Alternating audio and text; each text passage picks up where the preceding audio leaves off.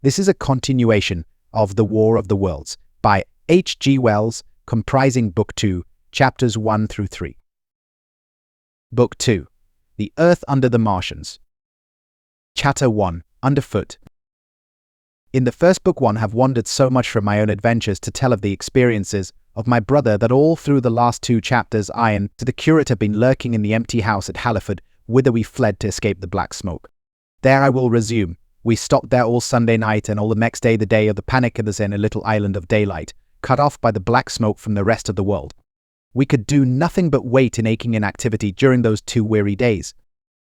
My mind was occupied by anxiety for my wife. I figured her at Leatherhead, terrified, in danger, mourning me already as a dead man.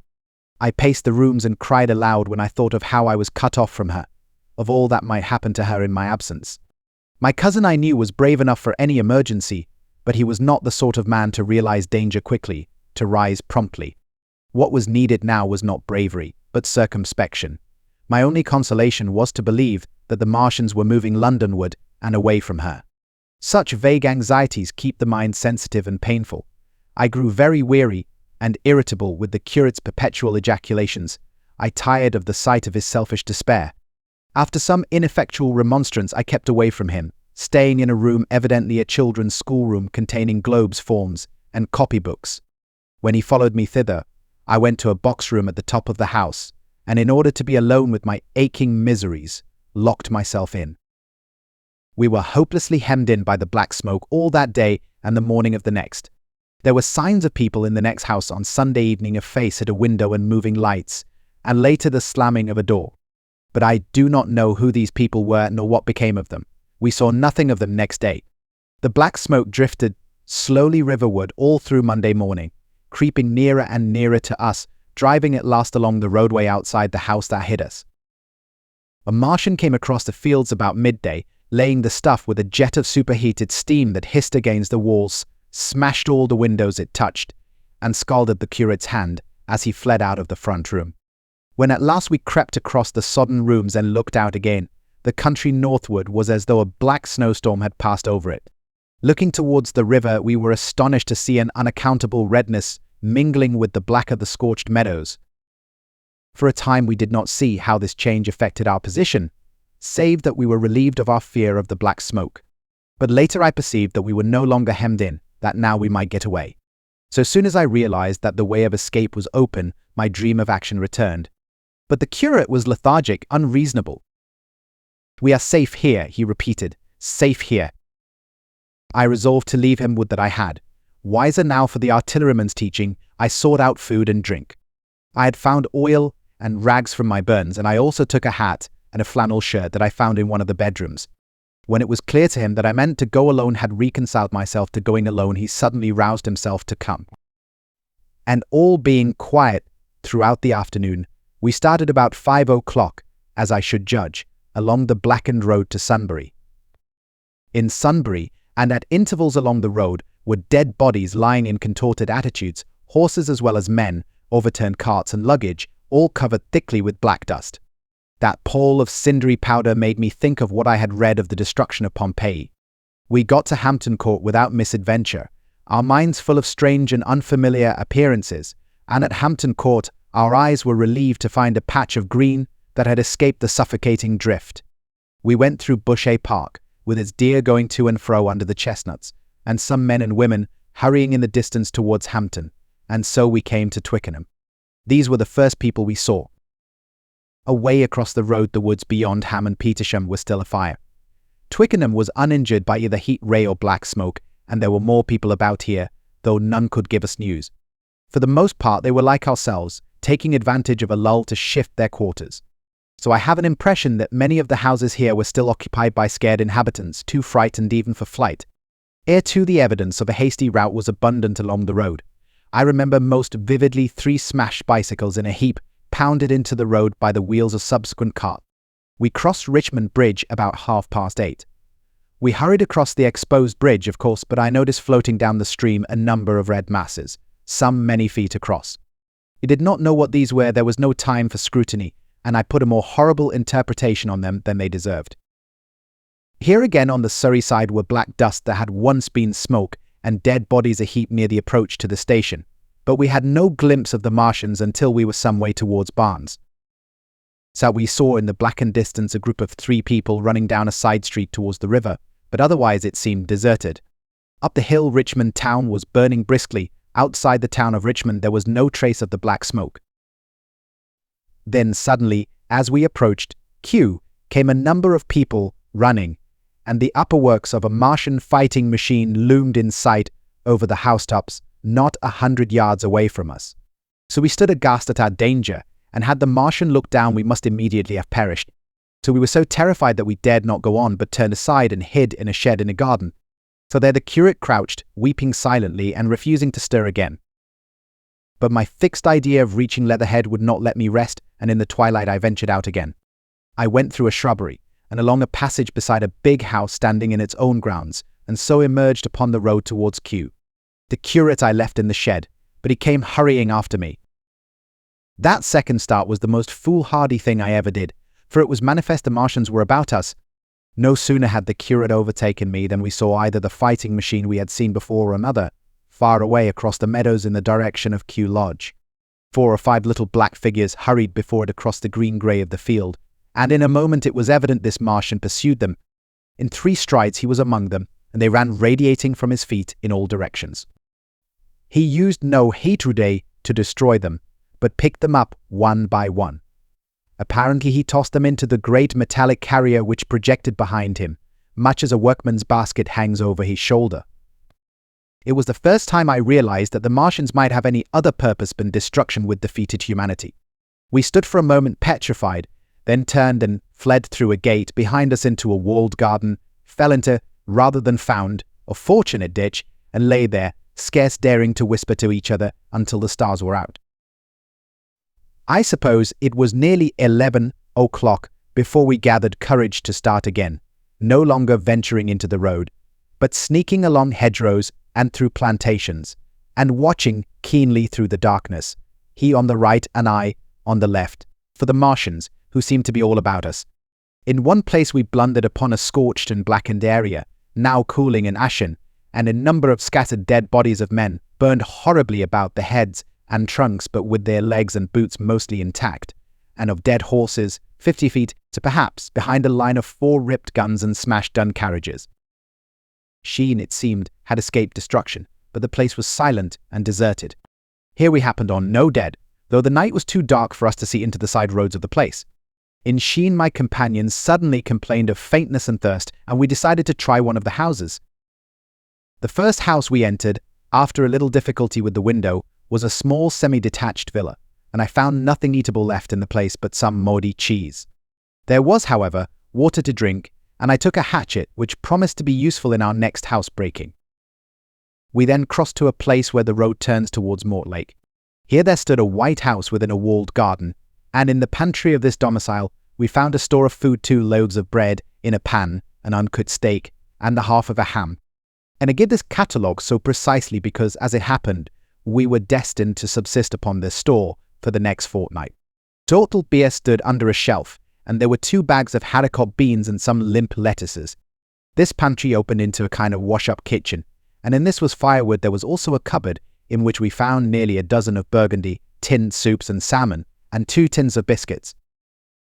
We sat in the adjacent kitchen in the dark, for we dared not strike a light, and ate bread and ham, and drank beer out of the same bottle. The curate, who was still timorous and restless, was now, oddly enough, for pushing on, and I was urging him to keep up his strength by eating, when the thing happened that was to imprison us.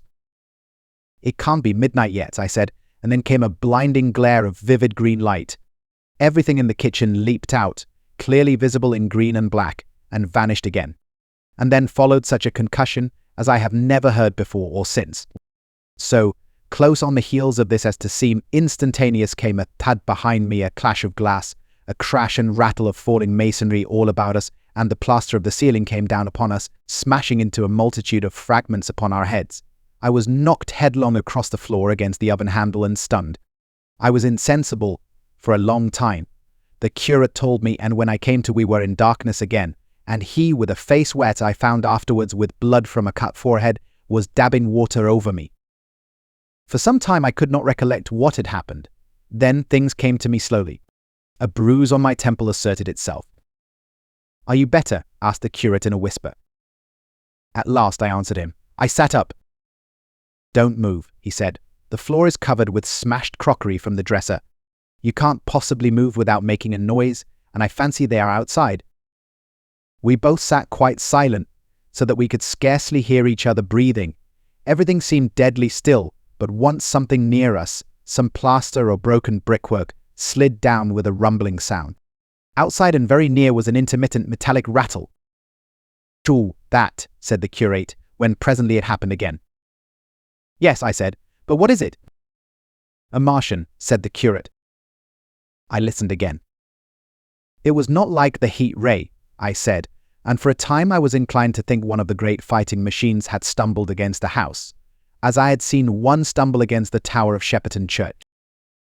Our situation was so strange and incomprehensible that for 3 or 4 hours, until the dawn came, we scarcely moved. And then the light filtered in, not through the window, which remained black, but through a triangular aperture between a beam and a heap of broken bricks in the wall behind us. The interior of the kitchen we now saw greyly for the first time. So the window had been burst in by a mass of garden mould, which flowed over the table upon which we had been sitting and lay about our feet. Side the soil was banked high against the house. At the top of the window frame we could see an uprooted drainpipe. The floor was littered with smashed hardware. The end of the kitchen towards the house was broken into, and since the daylight shone in there, it was evident the greater part of the house had collapsed. Contrasting vividly with this ruin was the neat dresser stained in the fashion, pale green, and with a number of copper and tin vessels below it, the wallpaper imitating blue and white tiles, and a couple of coloured supplements fluttering from the walls above the kitchen range. As the dawn grew clearer, we saw through the gap in the wall the body of a Martian standing sentinel, I suppose, over the still glowing cylinder. At the sight of that we crawled as circumspectly as possible out of the twilight of the kitchen into the darkness of the scullery. Abruptly the right interpretation dawned upon my mind. "The 5th cylinder," I whispered, "the 5th shot from Mars has struck this house and buried us under the ruins."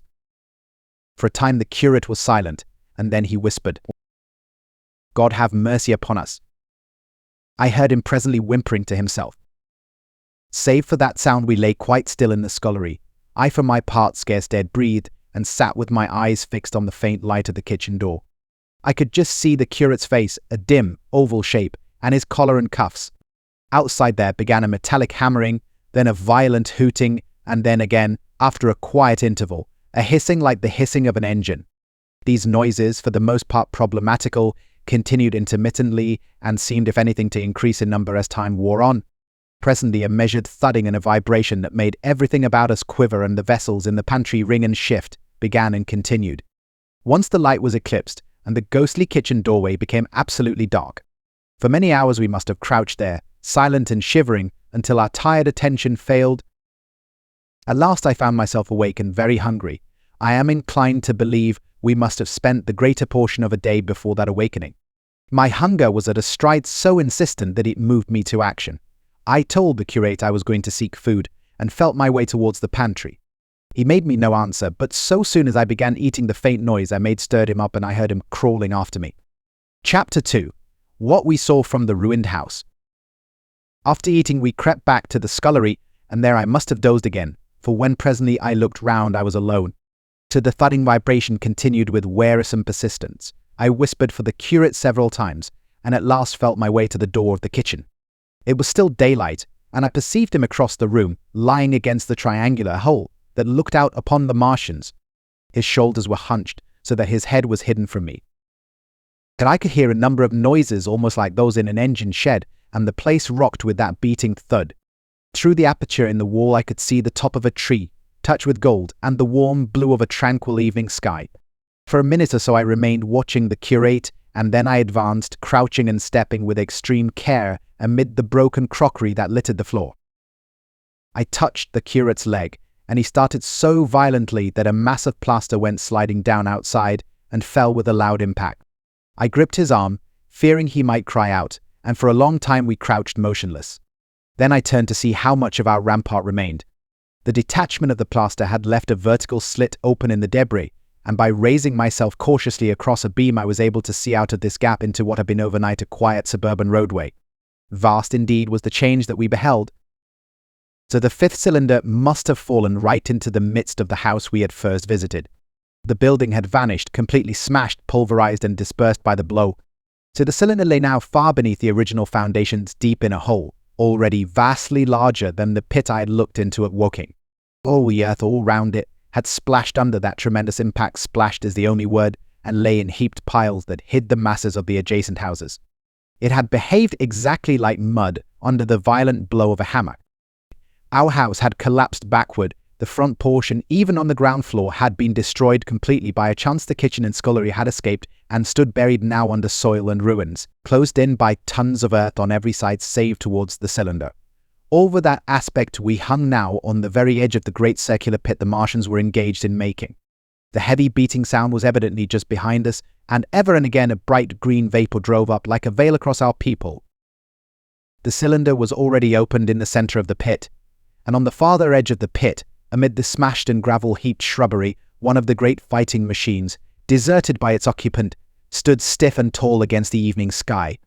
At first I scarcely noticed the pit and the cylinder, although it has been convenient to describe them first, on account of the extraordinary, glittering mechanism I saw busy in the excavation, and on account of the strange creatures that were crawling slowly and painfully across the heaped mud near it.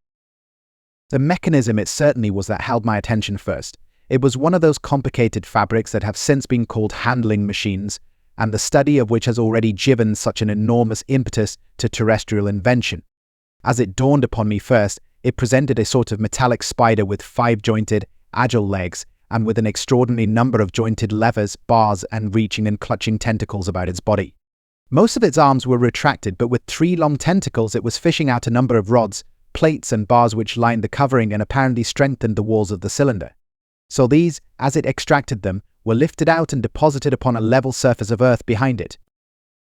Its motion was so swift, complex, and perfect that at first I did not see it as a machine, in spite of its metallic glitter.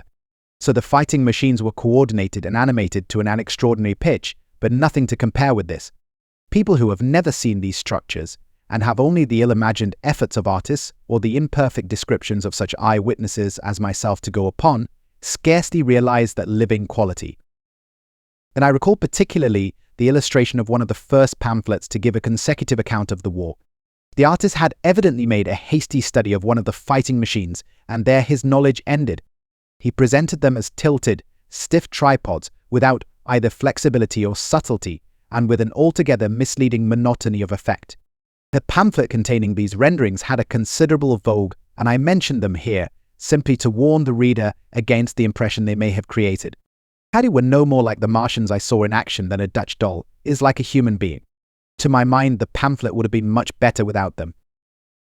At first I say the handling machine did not impress me as a machine, but as a crab-like creature with a glittering integument, the controlling Martian, whose delicate tentacles actuated its movements, seeming to be simply the equivalent of the crab's cerebral portion. But then I perceived the resemblance of its grey-brown, shiny, leathery integument to that of the other sprawling bodies beyond, and the true nature of this dexterous workman dawned upon me. In that realization my interest shifted to those other creatures, the real Martians. Already I had a transient impression of these, and the first nausea no longer obscured my observation. Moreover, I was concealed and motionless, and under no urgency of action. They were, I now saw, the most unearthly creatures it is possible to conceive. They were huge round bodies, or rather, heads about 4 feet in diameter, each body having in front of it a face. This face had no nostrils indeed. The Martians do not seem to have had any sense of smell, but it had a pair of very large dark-colored eyes, and just beneath this a kind of fleshy beak. In the back of this head or body, I scarcely know how to speak of it, was the single tight tympanic surface, since known to be anatomically an ear, though it must have been almost useless in our dense air. In a group round the mouth were 16 slender, almost whip-like tentacles, arranged in 2 bunches of 8 each. So these bunches have since been named rather aptly by that distinguished anatomist Professor Howes, the hands. Even as I saw these Martians for the first time, they seemed to be endeavoring to raise themselves on these hands, but of course with the increased weight of terrestrial conditions, this was impossible. There is reason to suppose that on Mars they may have progressed upon them with some facility. The internal anatomy, I may remark here, as dissection has since shown, was almost equally simple. The greater part of the structure was the brain, sending enormous nerves to the eyes, ear, and tactile tentacles. So besides this were the bulky lungs, into which the mouth opened, and the heart and its vessels. The pulmonary distress caused by the denser atmosphere and greater gravitational attraction was only too evident in the convulsive movements of the outer skin. And this was the sum of the Martian organs. Strange as it may seem to a human being, all the complex apparatus of digestion, which makes up the bulk of our bodies, did not exist in the Martians. They were heads, merely heads. Entrails they had none. They did not eat, much less digest. Instead, they took the fresh, living blood of other creatures and injected it into their own veins. I have myself seen this being done, as I shall mention in its place. But squeamish as I may seem, I cannot bring myself to describe what I could not endure, even to continue watching. Let it suffice to say, blood obtained from a still living animal, in most cases from a human being, was run directly by means of a little pipette into the recipient canal. The bare idea of this is no doubt horribly repulsive to us, but at the same time I think that we should remember how repulsive our carnivorous habits would seem to an intelligent rabbit. The physiological advantages of the practice of injection are undeniable, if one thinks of the tremendous waste of human time and energy occasioned by eating and the digestive process. Our bodies are half made up of glands and tubes and organs, occupied in turning heterogeneous food into blood. The digestive processes and their reaction upon the nervous system sap our strength and color our minds. Men go happy or miserable as they have healthy or unhealthy livers or sound gastric glands. But the Martians were lifted above all these organic fluctuations of mood and emotion. So their undeniable preference for men as their source of nourishment is partly explained by the nature of the remains of the victims they had brought with them as provisions from Mars. These creatures, to judge from the shriveled remains that have fallen into human hands, were bipeds with flimsy, siliceous skeletons, almost like those of the siliceous sponges, and feeble musculature standing about 6 feet high and having round, erect heads, and large eyes in flinty sockets. 2 or 3 of these seemed to have been brought in each cylinder, and all were killed before Earth was reached. So it was just as well for them, for the mere attempt to stand upright upon our planet would have broken every bone in their bodies. And while I am engaged in this description, I may add in this place certain further details which, although they were not all evident to us at the time, will enable the reader who is unacquainted with them to form a clearer picture of these offensive creatures. And if 3 other points their physiology differed strangely from ours, their organisms did not sleep any more than the heart of man sleeps.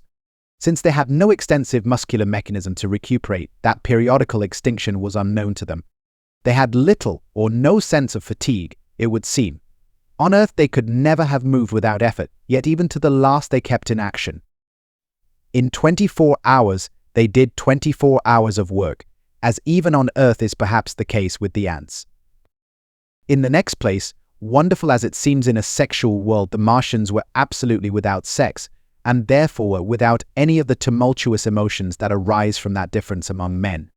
A young Martian, there can now be no dispute, was really born upon Earth during the war, and it was found attached to its parent, partially budded off, just as young lily bulbs bud off, or like the young animals in the freshwater polyp. In man, in all the higher terrestrial animals, such a method of increase has disappeared, but even on this Earth it was certainly the primitive method. Among the lower animals, up even to those first cousins of the vertebrated animals, the tunicates, the 2 processes occur side by side, but finally the sexual method superseded its competitor altogether. On Mars, however, just the reverse has apparently been the case.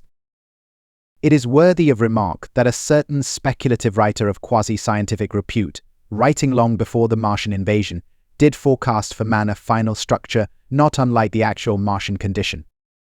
His prophecy, I remember, appeared in November or December 1893 in a long-defunct publication, the Pall Mall Budget, and I recall a caricature of it in a pre-Martian periodical called Punch. He pointed out, writing in a foolish, facetious tone, that the perfection of mechanical appliances must ultimately supersede limbs, the perfection of chemical devices, digestion, that such organs as hair, external nose, teeth, ears, and chin were no longer essential parts of the human being, and that the tendency of natural selection would lie in the direction of their steady diminution through the coming ages. The brain alone remained a cardinal necessity. Only one other part of the body had a strong case for survival, and that was the hand, teacher and agent of the brain. While the rest of the body dwindled, the hands would grow larger. There is many a true word written in jest, and here in the Martians we have beyond dispute the actual accomplishment of such a suppression of the animal side of the organism by the intelligence. To me it is quite credible that the Martians may be descended from beings not unlike ourselves, by a gradual development of brain and hands, the latter giving rise to the two bunches of delicate tentacles at last, at the expense of the rest of the body. Without the body, the brain would, of course, become a mere selfish intelligence, without any of the emotional substratum of the human being. The last salient point in which the systems of these creatures differed from ours was in what one might have thought a very trivial particular. Microorganisms which cause so much disease and pain on Earth have either never appeared upon Mars or Martian sanitary science eliminated them ages ago. 100 diseases, all the fevers and contagions of human life, consumption, cancers, tumors, and such morbidities never enter the scheme of their life. And speaking of the differences between the life on Mars and terrestrial life, I may allude here to the curious suggestions of the red weed. Apparently the vegetable kingdom in Mars, instead of having green for a dominant color, is of a vivid blood red tint. At any rate, the seeds which the Martians, intentionally or accidentally, brought with them gave rise in all cases to red-colored growths. Only that known popularly as the red weed, however, gained any footing in competition with terrestrial forms. The red creeper was quite a transitory growth, and few people have seen it growing. For a time, however, the red weed grew with astonishing vigor and luxuriance. It spread up the sides of the pit by the third or fourth day of our imprisonment, and its cactus-like branches formed a carmine fringe to the edges of our triangular window. And afterwards I found it broadcast throughout the country, and especially wherever there was a stream of water. The Martians had what appears to have been an auditory organ, a single round drum at the back of the head, body, and eyes, with a visual range not very different from ours, except that, according to Phillips, blue and violet were as black to them. It is commonly supposed that they communicated by sounds and tentacular gesticulations. This is asserted, for instance, in the able but hastily compiled pamphlet, written evidently by someone not an eyewitness of Martian actions, to which I have already alluded, and which, so far, has been the chief source of information concerning them. Now, no surviving human being saw so much of the Martians in action as I did. I take no credit to myself for an accident, but the fact is so. And I assert that I watched them closely time after time, and that I have seen 4, 5, and once 6 of them sluggishly performing the most elaborately complicated operations together without either sound or gesture. Their peculiar hooting invariably preceded feeding. It had no modulation and was, I believe, in no sense a signal, but merely the expiration of air preparatory to the suctional operation. I have a certain claim to at least an elementary knowledge of psychology, and in this matter I am convinced, as firmly as I am convinced of anything, that the Martians interchanged thoughts without any physical intermediation. And I have been convinced of this in spite of strong preconceptions. Before the Martian invasion, as an occasional reader here or there may remember, I had written with some little vehemence against the telepathic theory. The Martians wore no clothing. Their conceptions of ornament and decorum were necessarily different from ours, and not only were they evidently much less sensible of changes of temperature than we are, changes of pressure do not seem to the sign to have affected their health at all seriously. Yet though they wore no clothing, it was in the other artificial additions to their bodily resources that their great superiority over man lay. We men, with our bicycles and road skates, our Lilienthal soaring machines, our guns and sticks and so forth, are just in the beginning of the evolution that the Martians have worked out. They have become practically mere brains, wearing different bodies according to their needs, just as men wear suits of clothes, and take a bicycle in a hurry or an umbrella in the wet. And of their appliances, perhaps nothing is more wonderful to a man than the curious fact that what is the dominant feature of almost all human devices in mechanism is absent. The wheel is absent. Among all the things they brought to Earth, there is no trace or suggestion of their use of wheels. One would have at least expected it in locomotion. And in this connection, it is curious to remark that even on this Earth, nature has never hit upon the wheel or has preferred other expedients to its development. And not only did the Martians either not know of, which is incredible, or abstain from, the wheel, but in their apparatus singularly loose is made of the fixed pivot or relatively fixed pivot, with circular motions thereabout, confined to one plane. Almost all the joints of the machinery present a complicated system of sliding parts moving over small but beautifully curved friction bearings. And while upon this matter of detail, it is remarkable that the long leverages of their machines are in most cases actuated by a sort of sham musculature of the discs in an elastic sheath. These discs become polarized and drawn closely and powerfully together when traversed by a current of electricity. In this way, the curious parallelism to animal motions, which was so striking and disturbing to the human beholder, was attained.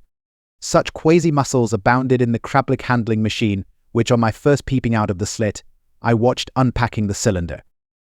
It seemed infinitely more alive than the actual Martians lying beyond it in the sunset light, panting, stirring ineffectual tentacles, and moving feebly after their vast journey across space. While I was still watching their sluggish motions in the sunlight and noting each strange detail of their form, the curate reminded me of his presence by pulling violently at my arm. He turned to a scowling face and silent, eloquent lips. He wanted the slit, which permitted only one of us to peep through, and so I had to forego watching them for a time while he enjoyed that privilege. When I looked again, the busy handling machine had already put together several of the pieces of apparatus. It had taken out of the cylinder into a shape having an unmistakable likeness to its own, and down on the left a busy little digging mechanism had come into view, emitting jets of green vapor and working its way round the pit, excavating and anking in a methodical and discriminating manner. This it was which had caused the regular beating noise, and the rhythmic shocks that had kept our ruinous refuge quivering. It piped and whistled as it worked. So far as I could see, the thing was without a directing Martian at all. Chapter 3. The Days of Imprisonment. The arrival of a second fighting machine drove us from our peaful into the scullery, for we feared that, from his elevation, the Martian might see down upon us behind our barrier. At a later date, we began to feel less in danger of their eyes, for to an eye in the dazzle of the sunlight outside our refuge must have been blank blackness. But at first the slightest suggestion of approach drove us into the scullery in heart-throbbing retreat. Yet terrible as was the danger we incurred, the attraction of peeping was for both of us irresistible. And I recall now with a sort of wonder that, in spite of the infinite danger in which we were between starvation and a still more terrible death, we could yet struggle bitterly for that horrible privilege of sight. We would race across the kitchen in a grotesque way between eagerness and the dread of making a noise, and strike each other, and thrust and kick, within a few inches of exposure. The fact is that we had absolutely incompatible dispositions and habits of thought and action, and our danger and isolation only accentuated the incompatibility. At Halliford I had already come to hate the curate's trick of helpless exclamation, his stupid rigidity of mind. His endless muttering monologue vitiated every effort I made to think out a line of action, and drove me at times, thus pent up and intensified, almost to the verge of craziness. He was as lacking in restraint as a silly woman. He would weep for hours together, and I verily believe that to the very end this spoiled child of life thought his weak tears in some way efficacious. And I would sit in the darkness, unable to keep my mind off him by reason of his importunities. He ate more than I did, and it was in vain I pointed out that our only chance of life was to stop in the house, until the Martians had done with their pit, that in that long patience a time might presently come when we should need food. He ate and drank impulsively in heavy meals at long intervals. He slept little.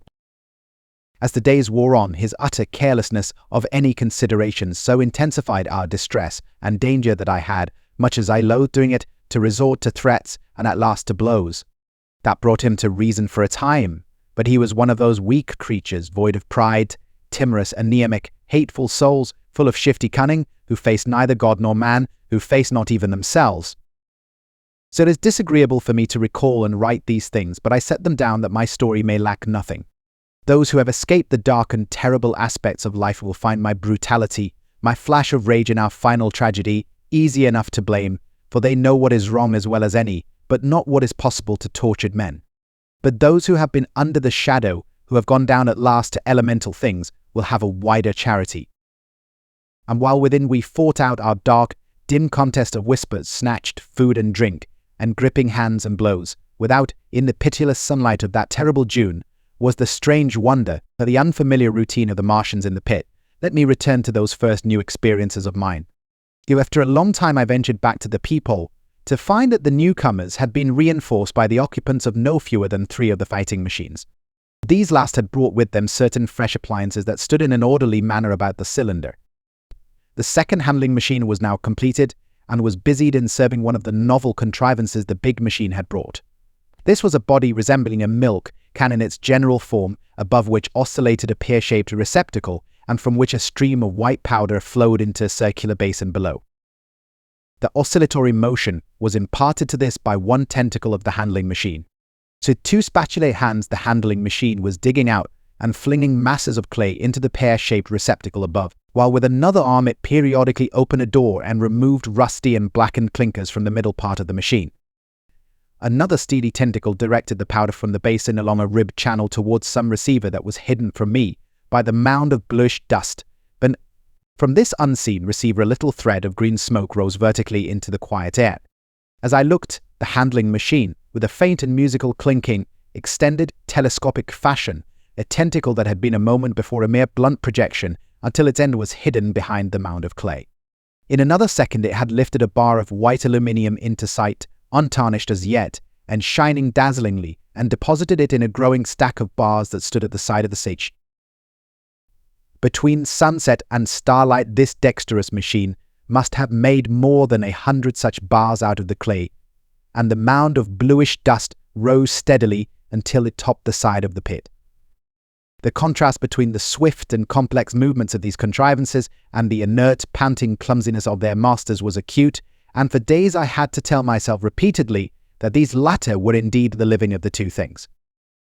The curate had possession of the slits when the first men were brought to the pit, and I was sitting below, huddled up, listening with all my ears. He made a sudden movement backward, and I, fearful that we were observed, crouched in a spasm of terror.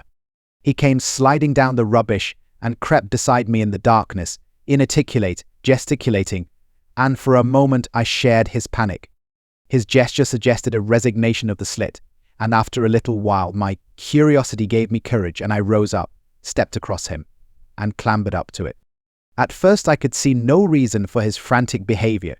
The twilight had now come, the stars were little and faint, but the pit was illuminated by the flickering green fire that came from the aluminium making. The whole picture was a flickering scheme of green gleams and shifting rusty black shadows, strangely trying to the eyes. Over and through it all went the bats, heeding it not at all. The sprawling Martians were no longer to be seen. The mound of blue-green powder had risen to cover them from sight, and a fighting machine with its legs contracted, crumpled, and abbreviated stood across the corner of the pit. And then, amid the clangor of the machinery, came a drifting suspicion of human voices that I entertained at first only to dismiss. I crouched, watching this fighting machine closely, satisfying myself now for the first time that the hood did indeed contain a Martian. As the green flames lifted, I could see the oily gleam of his integument and the brightness of his eyes. And suddenly I heard a yell, and saw a long tentacle reaching over the shoulder of the machine to the little cage that hunched upon its back.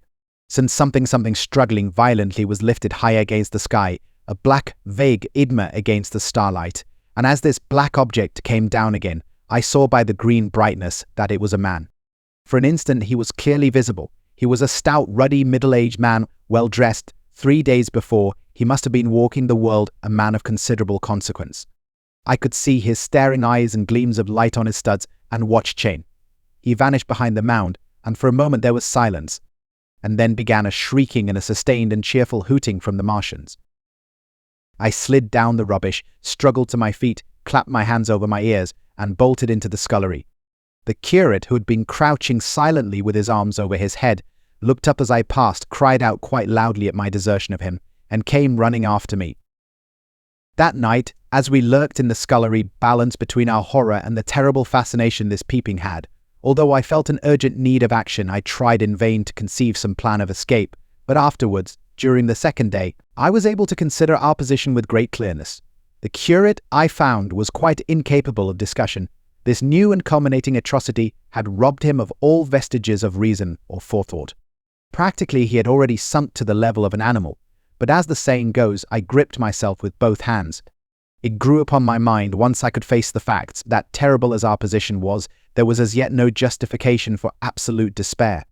Our chief chance lay in the possibility of the Martians making the pit nothing more than a temporary encampment. Or even if they kept it permanently, they might not consider it necessary to guard it, and a chance of escape might be afforded us. I also weighed very carefully the possibility of our digging a way out in a direction away from the pit, but the chances of our emerging within sight of some sentinel fighting machine seemed at first too great, and I should have had to do all the digging myself. The curate would certainly have failed me. It was on the third day, if my memory serves me right, that I saw the lad killed. It was the only occasion on which I actually saw the Martians feed.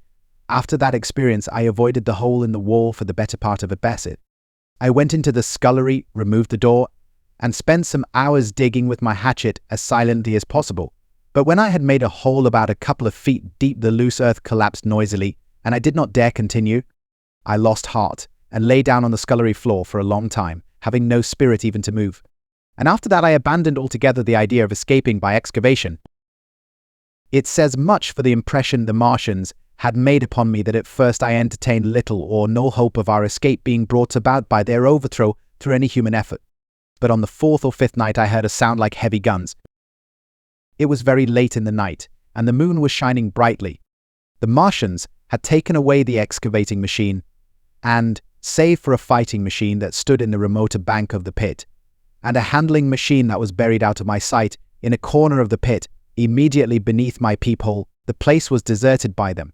Except for the pale glow from the handling machine and the bars and patches of white moonlight, the pit was in darkness, and, except for the clinking of the handling machine, quite still. That night was a beautiful serenity, save for one planet. The moon seemed to have the sky to herself. I heard a dog howling, and that familiar sound it was that made me listen. Then I heard quite distinctly a booming exactly like the sound of great guns. 6 distinct reports I counted, and after a long interval 6 again, and that was all. This concludes the 5th part of 7 total of The War of the Worlds by H.G. Wells, produced by Best Audiobooks for free.